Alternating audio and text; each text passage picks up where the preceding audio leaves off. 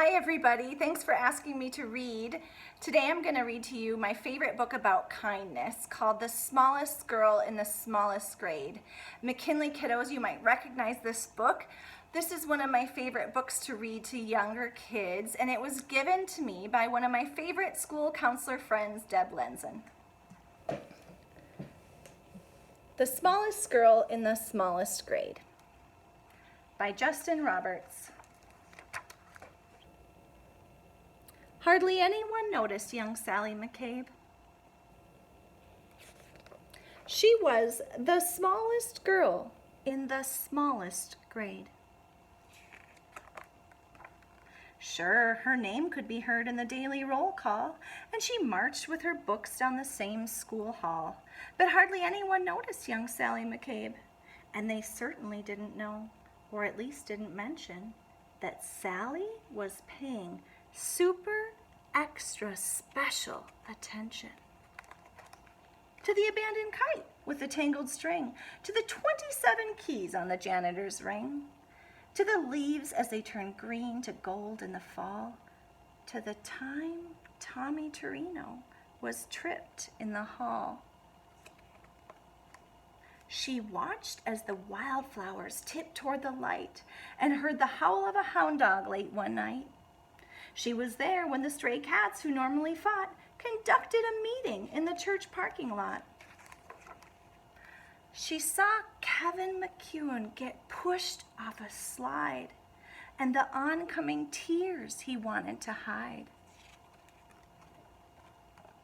And she'll never forget that parent-teacher day when Billy's much larger father suddenly dragged him away.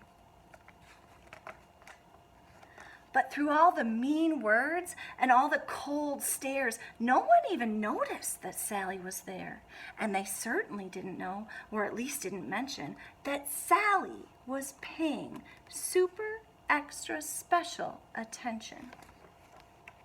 She'd seen how a whisper could make someone cower, like a bulldozer crushing fields of wildflowers, and it kept piling up this discarded debris. Those beautiful kites getting tangled in trees.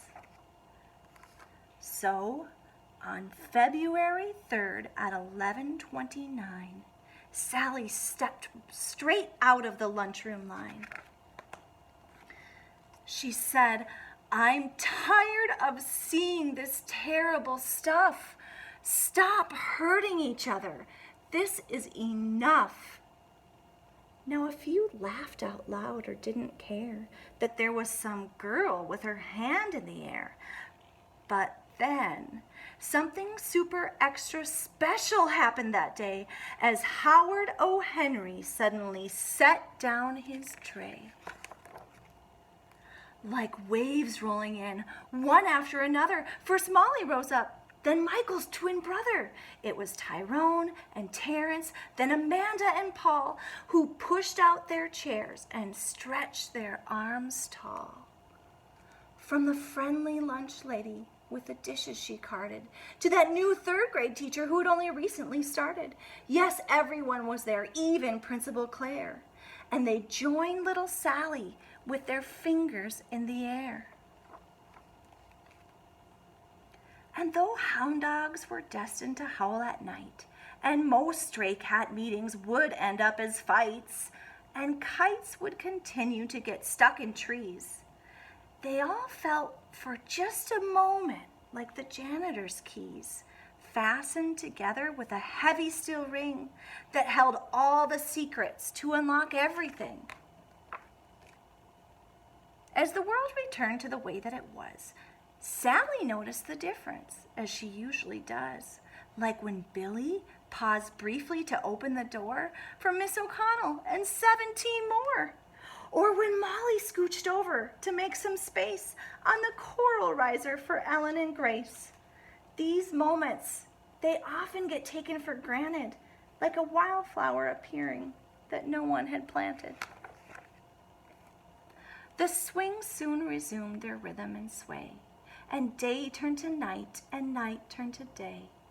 But people remembered, and they would often mention that Sally had been paying super extra special attention. They remembered how the world can transform and change could be made by the smallest girl in the smallest grade. The end.